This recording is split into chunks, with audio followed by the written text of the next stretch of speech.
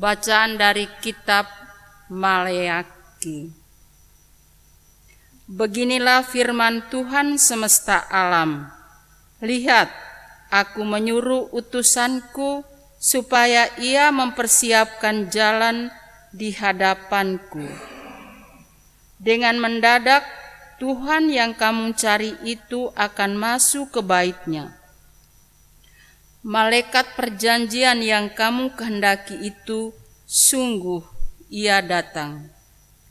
Siapakah yang dapat tahan akan hari kedatangannya? Siapakah yang dapat tetap berdiri apabila ia menampakkan diri?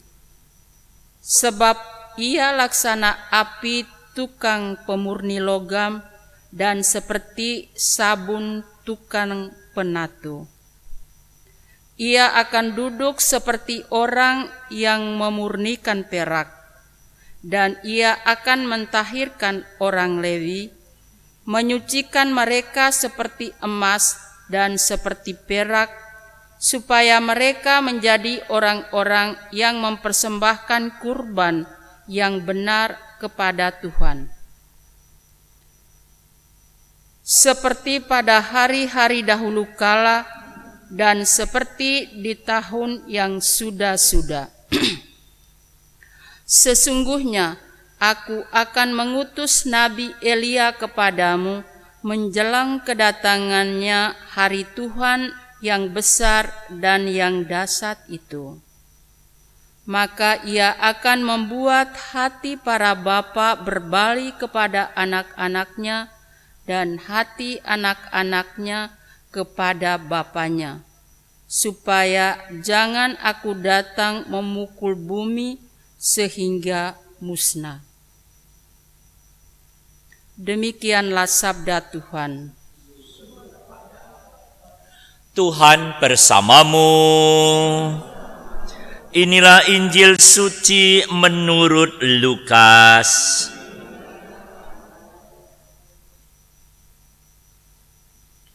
Genaplah bulannya bagi Elisabet untuk bersalin, dan ia melahirkan seorang anak laki-laki. Ketika para tetangga serta sanak saudaranya mendengar bahwa Tuhan telah menunjukkan rahmat-Nya yang begitu besar kepada Elisabet, bersukacitalah mereka bersama-sama dengan dia. Maka datanglah mereka pada hari yang ke-8 untuk menyunatkan anak itu. Dan mereka hendak menamai dia Zakaria menurut nama bapanya. Tetapi Elisabet ibunya berkata, "Jangan, ia harus dinamai Yohanes." Kata mereka kepadanya, "Tidak ada di antara sanak saudaramu yang bernama demikian."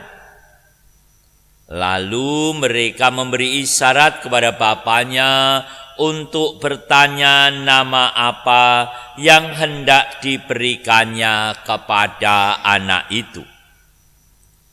Zakaria meminta batu tulis, lalu menuliskan kata-kata ini. Namanya adalah Yohanes. Dan mereka pun heran semuanya. Seketika itu juga terbukalah mulut Zakaria dan terlepaslah ikatan lidahnya. Lalu ia berkata-kata dan memuji Allah. Maka ketakutanlah semua orang yang tinggal di sekitarnya, dan segala peristiwa itu menjadi buah tutur di seluruh pegunungan Yudea. Semua orang yang mendengarnya merenungkannya dan berkata, "Menjadi apakah anak ini nanti? Sebab tangan Tuhan menyertai dia." Demikianlah sabda Tuhan. Terpujilah Kristus.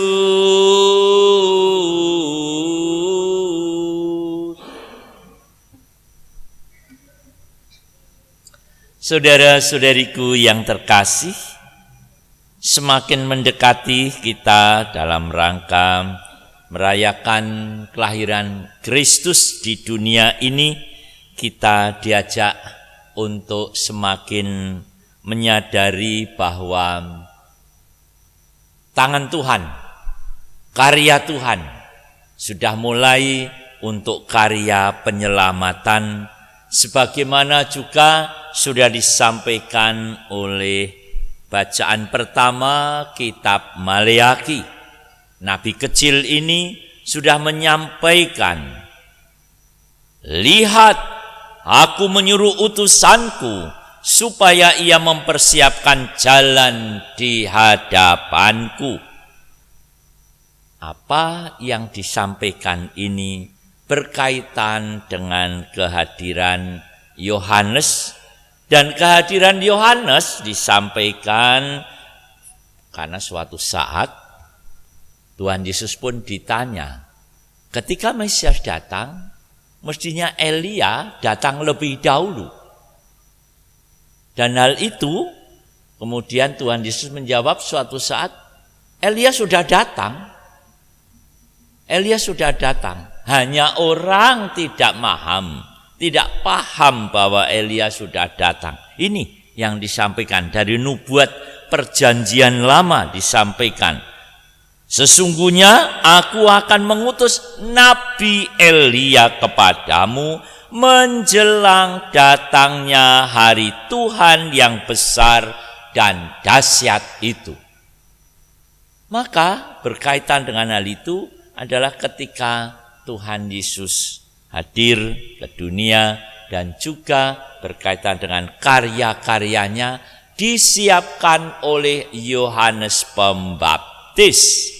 Ketika disampaikan, "Lihat, aku menyuruh utusanku supaya mempersiapkan jalan."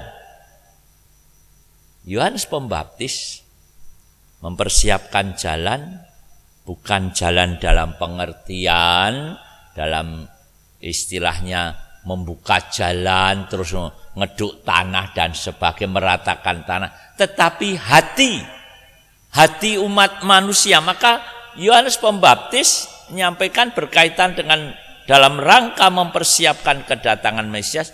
Ajakannya Yohanes Pembaptis adalah pertobatan, memperbaiki hidup supaya layak di hadapan Tuhan, supaya layak menyambut Tuhan. Maka apa yang disampaikan oleh Yohanes adalah arah untuk pertobatan, perbaikan hidup. Itulah yang disebut mempersiapkan jalan hati manusia supaya siap menyambut Sang Mesias. Maka tadi dalam bacaan Injil sangat jelas disampaikan tentang kehadiran Yohanes, kelahiran Yohanes, dan kehadirannya di tengah keluarga Zakaria dan Elisabet. Bahwa sejak awal sudah disampaikan berkaitan dengan bagaimana Allah mulai berkarya tentang karya keselamatan. Bahwa kelahiran Yohanes begitu istimewa. Dan untuk itu mempersiapkan jalan berarti mengajak kepada kita untuk semakin menata hidup kita. Ajakan Yohanes bertobat, maka kita juga mulai memperbaiki diri, menata diri. Banyak orang hanya fokus pada liturginya saja, tetapi lupa bahwa persiapan hati untuk menyambut Kristus, persiapan hidup untuk menyambut Kristus, apa yang kemudian kita telah perbaiki, ataupun apa yang akan kita perbaiki yang menjadi niat kita untuk menata kehidupan kita supaya kita bisa menyongsong Kristus. Bukan hanya kehidupan saat ini, tetapi untuk berikutnya dalam keselamatan yang abadi. Jadi kita selama hidup di dunia ini, mari kita menata hidup kita kembali. Apa-apa yang selama ini harus kita tinggalkan, yang menjauhkan kita dari Tuhan, menjauhkan kita dari kasih Tuhan. Mari kita kembali dalam istilahnya koridor kasih Tuhan. Kalau hidup kita sudah bertahun-tahun hidup dipenuhi kebencian, mari kita menata kembali. Mari kita perbaiki. Kalau hidup kita selama ini hanya fokus pada diri kita sendiri, apa-apa ke kita, apa-apa ke kita, ya, ke kita sendiri, mari kita mulai juga share, berbagi dengan orang sebagai tanda bahwa kita mendapatkan apa yang disebut tugas saluran kasih untuk sesama kita, saluran kasih dari Tuhan. Mari kita lakukan hal yang terbaik. Mulai kita tata pikiran kita, sikap kita, tindakan kita, supaya hidup kita menjadi saluran kasih Tuhan, sehingga setiap orang yang berjumpa dengan kita mengalami kasih Tuhan dalam kehidupan kita bersama. Tuhan memberkati kita semua.